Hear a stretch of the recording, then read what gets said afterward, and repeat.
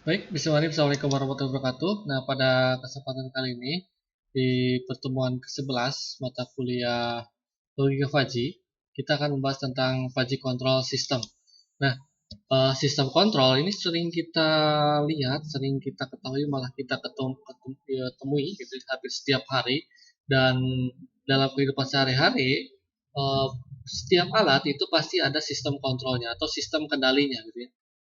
Nah, apabila tidak ada sistem kendali, maka pasti akan kacau gitu ya, atau tidak sesuai dari hal yang memang diprogramkan. Jadi contohlah seperti sistem kontrol sistem informasi atau mungkin juga dari molekular chemical process gitu ya, atau terus ada mechanical and auto system, sistem kontrolnya seperti apa, electronic system, atau mungkin juga robotik. Nah, sistem kontrol atau kendali ini lebih kepada pengukuran penggerak atau akuator gitu ya, dan prosesor. Nah, ini akuator ini akan memberikan inputan ke sebuah sistem. Sistemnya ini akan akuator itu akan menyeting sebuah sistem gitu ya. Terus sistem itu akan digerakkan atau diperintah lewat sebuah sensor. Nah, sensornya nanti akan memberikan sebuah perintah atau outputan. Nah, outputan itu akan memberikan perintah atau kontrol gitu ya ke sebuah komputer, inputan ya. Nanti akan muncul kembali lagi apa hasil dari inputan itu tersebut ya. Nah, eh, produk ini berdasarkan pada embedded control gitu ya. Nah, komunikasi software komputer atau mungkin juga actuator, mekanikal atau sensor itu ya, setiap hal ini pasti terdapat gitu. Contohnya dalam sebuah sistem robotika ya.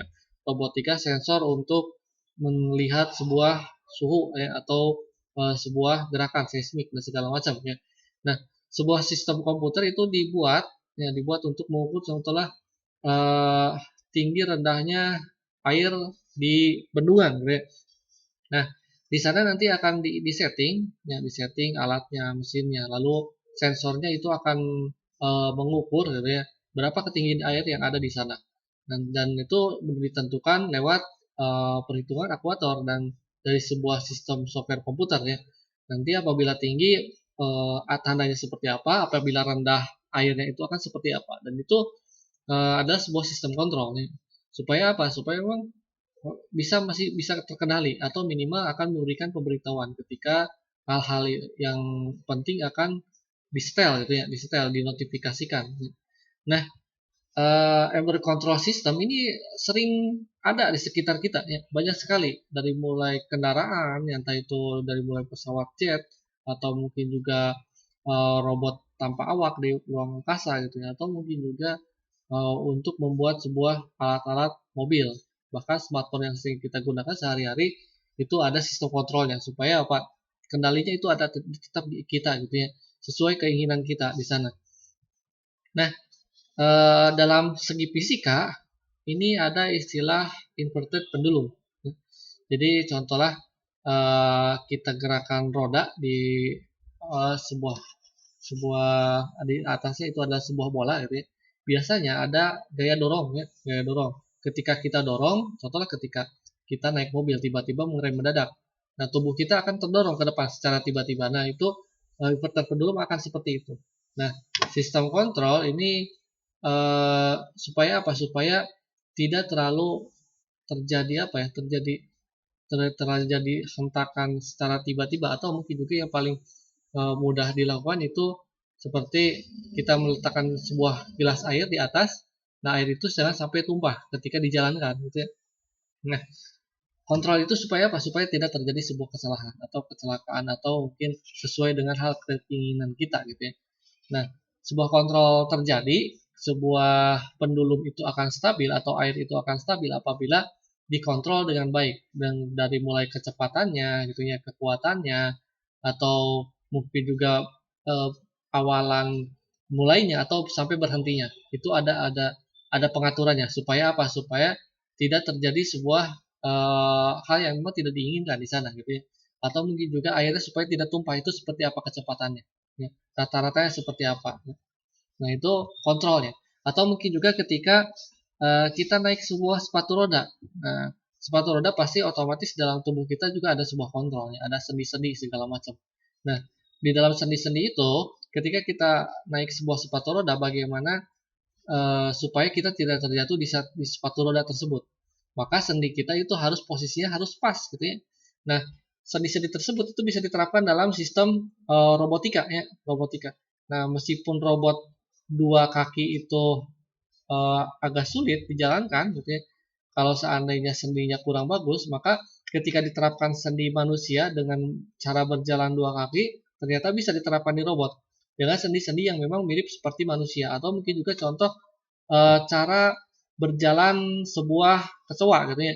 Nah, kecoa itu ketika berjalan bisa melewati segala macam medan gitu ya. Titik-titik sensor yang diberikan ketika melangkah itu disesuaikan. Nah, ketika diterapkan dibuatlah sebuah robot kecoa gitu ya. Nah, ternyata bisa berjalan di berbagai macam medan. Entah itu yang terjal, rata, atau mungkin juga agak nanjak mudun gitu ya. Nah, di sana bisa diterapkan. Kadang-kadang dari alam itu bisa diterapkan dalam sebuah sensor. Nah, siklus desain, jadi desain itu kadang-kadang yang tadi disebutkan diambil dari hal-hal yang di sekitar kita seperti alam gitu. Contohlah pesawat terbang itu meniru burung gitu ya, atau mungkin helikopter meniru capung ya, atau meniru burung kolibri ya, dan yang lainnya. Nah, banyak sekali hal-hal di alam itu ditiru oleh manusia dan diterapkan ya. Nah, yang pertama itu ketika contohlah membuat sebuah helikopter ya. Nah, atau membuat sebuah pesawat terbang. Nah, pesawat terbang itu dibuat semirip mungkin aerodinamisnya seperti sebuah seekor burung ya. Ada gaya tekan ke atasnya. Nah, lalu dibuatlah sebuah uji eksperimen ya. Sebuah uji eksperimen. Lalu dihitung sensornya, akulatornya dan sebagainya gitu ya. Terus permodelan dinamik atau simulasi open loop ya. Nah, itu ada buka keluar, ada pembukaan, ada pengeluaran, ada input, ada output dan sebagainya. Ya. Terus desain pengendali. Nah, ini barulah didesain ya. Didesain apabila sudah terbang. Nah, ketika terbang apakah bisa belok atau tidak, turun atau tidak. Tidak mungkin ketika sebuah pesawat terbang itu naik tapi tidak bisa turun ya. Atau cuma bisa turun saja. Nah, itu agak sulit. Makanya sistem kontrol itu sangat sangat berlaku sekali ya. Terus barulah disimulasikan apakah bisa sesuai jalan atau tidak ya. Nah, terus implementasi real time pada pengendaliannya gitu ya. Nah, ini apabila terjadi di satu waktu ya, di satu waktu contohlah apa ya yang tadi ya, sistem sensor banjir ya, sensor banjir. Nah, real time setiap hari itu ada ya atau tidak. Terus hardware ya, loop ya rapid prototyping, baru dibuatlah sebuah prototype ya. Apakah berjalan atau tidak, sesuai atau tidak ya di sana. Nah, terus ada konvensional control. Nah, ini ada open loop di sana. Jadi biasanya ada istilah sistem pembelajaran ya, sistem pembelajaran atau mungkin machine learning ya. Nah, nanti ada desired output. Nah, output ini akan menjadi sebuah sistem pembelajaran, di input, dikontrolkan, lalu prosesnya akan dinamik, lalu ada outputnya. Nah, di sini ada sebuah pembelajaran apabila ada sebuah hal yang baru, nanti akan dimasukkan ke dalam perhitungan yang baru. Misalnya.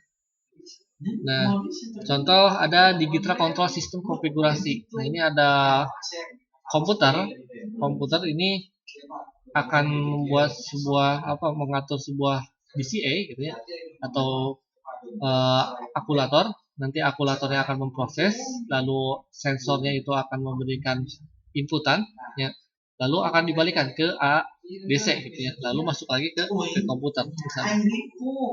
Nah, terus Fuzzy control.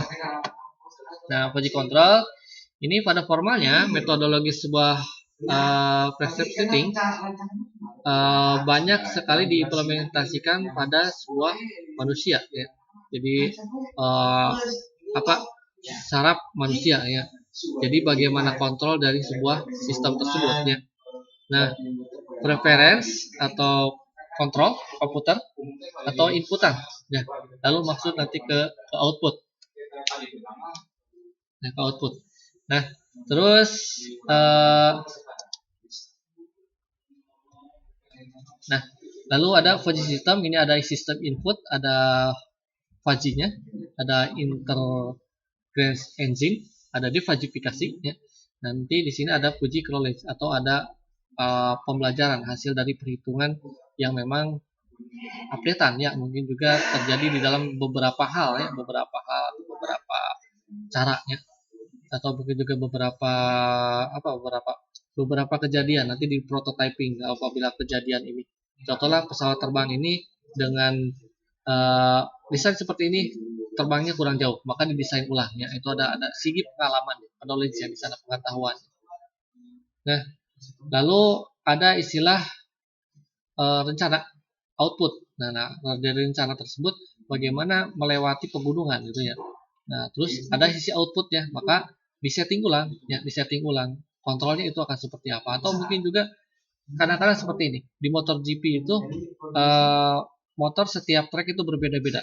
Track basah seperti apa, track kering seperti apa, tikungan seperti apa gitu, lurus itu seperti apa. Settingannya itu akan berbeda-beda ya. Ada rencananya itu akan berbeda-beda ya. Nah, terus ada basic konfigurasi Fuji Logic Control System. Nah, ini ada desired position, posisi sekarang ya. Lalu ada FI, ada Fujifikasi Interface ya. Terus ada Decision Making Logic ya, DML. Terus ada DFI atau Fujifikation Interface.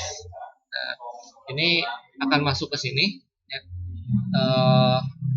Interface akan masuk, terus masuk ke sebuah logika apabila terjadi hal-hal yang mungkin ya atau tidak dan sebagainya gitu ya.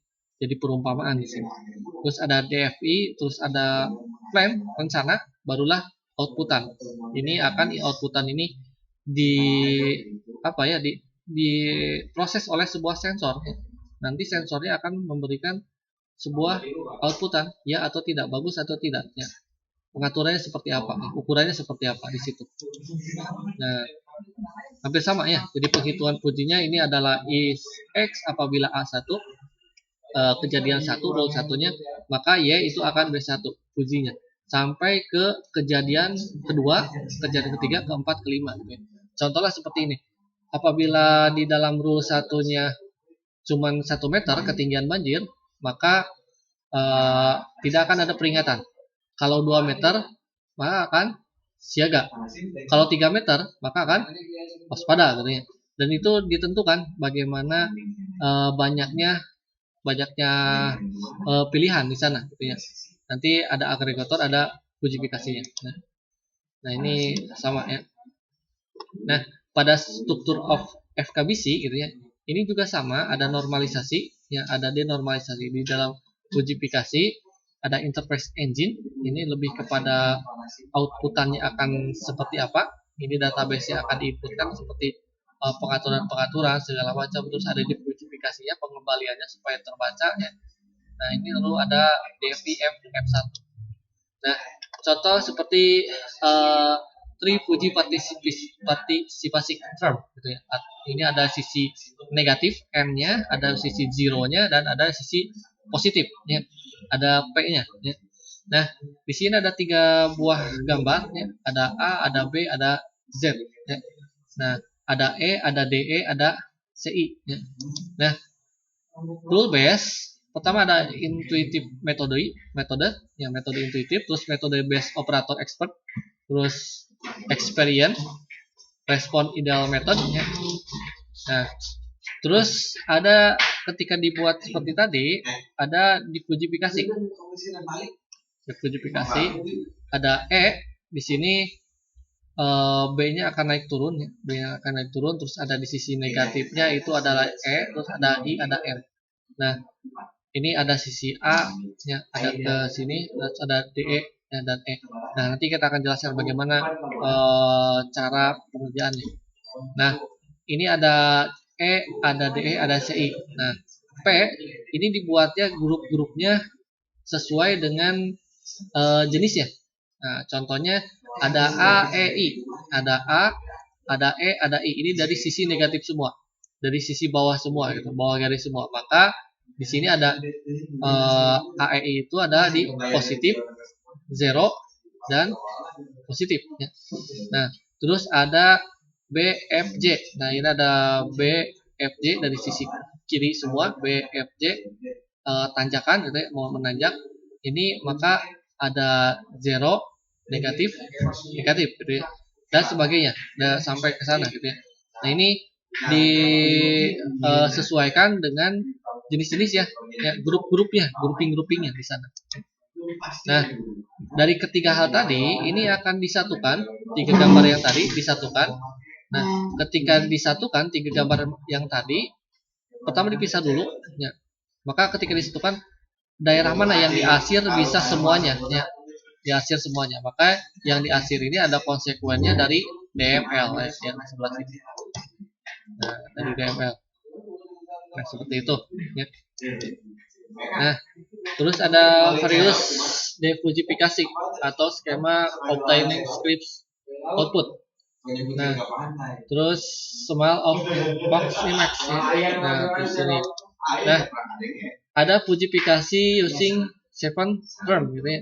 Ini ada NB, NB ini ada negatif, negatif, negatif. Ini ada 0, Z-nya, ada P-nya ini ada positif, ada B-nya big, ada M-nya medium, ada S-nya small gitu ya. Ada negatif big, ada negatif medium, ada negatif small gitu ya. Dan sampai ada 0 ya. Terus ada positif small, positif medium, dan positif big. Nah, ini juga sama akan dibuat sebuah grup-grup ya, grup-grup. Contoh poin A itu reference point A itu ada PB, ZE, PB ya. Terus ada poin E itu ada PM, ZE, PM. Nah, ini juga sama akan dibuat grup-grup. Nah, ketika dibuat grup-grup, maka akan kelihatan rule base dari sini grupnya itu yang sejenis itu apa saja ya. NB, NB di sini, NB, NB, NS, NS, terus ada ZO, ZO gitu ya. Nah, ini akan kelihatan. Lalu tinggal diarsir saja ya. Diarsir saja grupnya itu akan seperti apa. Nah, jadi yang tadi itu, yang gambar yang ini hasilnya dari pengarsiran yang sebelumnya ya. Pengarsiran sebelumnya. Jadi dari tabel yang R1 dengan yang R2 ya. Ternyata R1 itu A1 ya seperti ini dan B1 disatukan, maka daerah yang diarsirnya itu adalah yang CI gitu ya. Terus kalau yang R2 itu ada A2, ada B2, maka yang diarsirnya itu C2 gitu ya. Nah, baik, itu saja. Terima kasih atas perhatiannya. Saya tutup. Wassalamualaikum warahmatullahi wabarakatuh.